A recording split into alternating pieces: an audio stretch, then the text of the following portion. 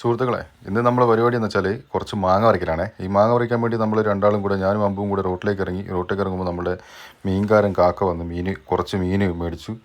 ആ മീനും മേടിച്ച് അമ്പു അതാ വീട്ടിലേക്ക് കൊണ്ടു കൊടുക്കാൻ വേണ്ടി പോയി. അപ്പോൾ എൻ്റെ കയ്യിൽ നിന്ന് പൈസയും മേടിച്ച് മീൻകാരൻ കാക്കയ്ക്ക് ആ പൈസയും കൂടെ കൊടുത്തിട്ട് നമ്മൾ അടുത്ത പരിപാടിയിലേക്ക് കടക്കുകയാണ് കേട്ടോ.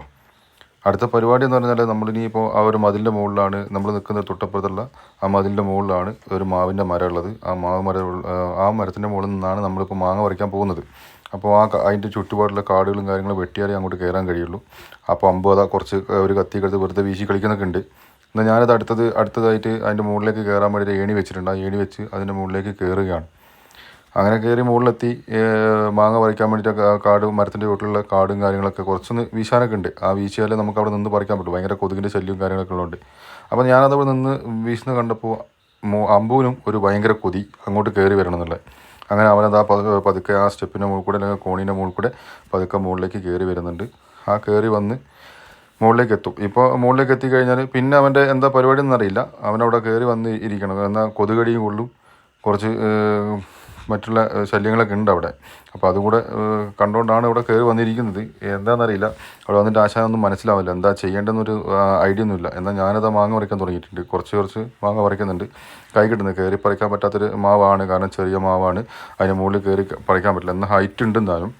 അപ്പോൾ കൈ കിട്ടുന്നത് അത്രയും പറിച്ചെടുക്കുക എന്നുള്ളൊരു ധാരണയിൽ മാത്രമാണ് ഇപ്പോൾ പറിച്ചുകൊണ്ടിരിക്കുന്നത്. ആ കുറച്ച് കവറിലേക്ക് ആക്കുന്നുണ്ട്. അതിനെ പഴുത്തതൊക്കെ പൊട്ടി പോകുന്നൊരു സാഹചര്യം ഉണ്ട് ആ മാങ്ങയ്ക്ക്. കാരണം അത് ഈ ഒരു സമയമാകുമ്പോഴാണ് മൂത്ത് വരുന്നത്. അപ്പം ഇപ്പോൾ പറിച്ച് വെച്ചാൽ നമുക്ക് കുറച്ച് ദിവസം കഴിയുമ്പോഴേക്കും മാങ്ങ നമുക്ക് എന്താക്കാം പഴുത്ത് കഴിക്കാൻ പറ്റും. നല്ല മാങ്ങയാണ്. എന്ത് മാങ്ങയാണെന്ന് എനിക്ക് അതിൻ്റെ പേര് കൃത്യമായിട്ട് അറിയാം. നിങ്ങൾക്ക് ആർക്കെങ്കിലും അറിയും എന്നുണ്ടെങ്കിൽ അതൊന്ന് കമൻറ്റ് ചെയ്യണം കേട്ടോ, ഏത് മാങ്ങയാന്നുള്ള കാര്യങ്ങൾ. അപ്പോൾ മാങ്ങ പറിക്കുന്നുണ്ട്. കൈ കൊണ്ട് കിട്ടാത്തത് നമ്മൾ കത്തി കൊണ്ട് തന്നെ കുറച്ച് വലിച്ച് പറിക്കുന്നുണ്ട്. നിലത്തൊക്കെ നിലത്ത് വീണത് മാങ്ങ പഴുക്കും എന്ന് വിചാരിച്ചുകൊണ്ടാണ് എടുത്തിടുന്നതൊക്കെ.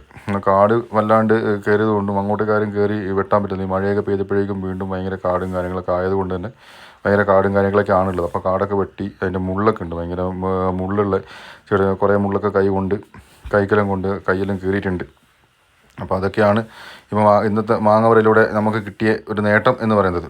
അപ്പോൾ മാങ്ങ പറിച്ച് അത് നമ്മൾ കുറച്ചുകൂടെ പറിക്കണ്ടേ. ഏകദേശം ഒരു 10-20 കിലോളം മാങ്ങ പറിക്കണം എന്നാണ് വിചാരിക്കുന്നത്. അപ്പം പറിച്ച് കഴിഞ്ഞാലേ അറിയുള്ളൂ ബാക്കി എത്ര കിട്ടും എന്നുള്ള കാര്യം. ഇനി എത്ര പറിക്കാനുണ്ടാവും എന്നുള്ള കാര്യങ്ങളൊക്കെ നമുക്ക് അറിയാൻ കഴിയുള്ളൂ.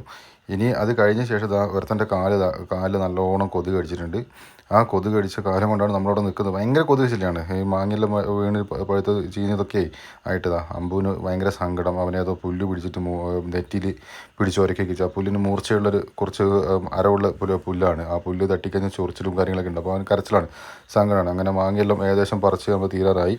അങ്ങനെ ആ മാങ്ങയെല്ലാം പറിച്ച് നമ്മളിത് കൊണ്ടുവന്നിട്ട് ഏകദേശം ഇവിടെ വീട്ടിൽ കൊണ്ടുവന്ന് നമ്മൾ വെച്ചിരിക്കുക കേട്ടോ. ഇനി ആ മാങ്ങ നമ്മൾ പഴുപ്പിക്കാൻ വെക്കണം. ഇനി അടുത്ത വീഡിയോയിൽ നമുക്ക് പഴുത്തിട്ട് എങ്ങനെയാണ് വരുന്നത് എന്നുള്ള കാര്യങ്ങൾ നമുക്ക് കാണിച്ചു തരാം കേട്ടോ. ഇനി അടുത്തത് എന്നാൽ പിന്നെ ഓക്കെ, ബൈ.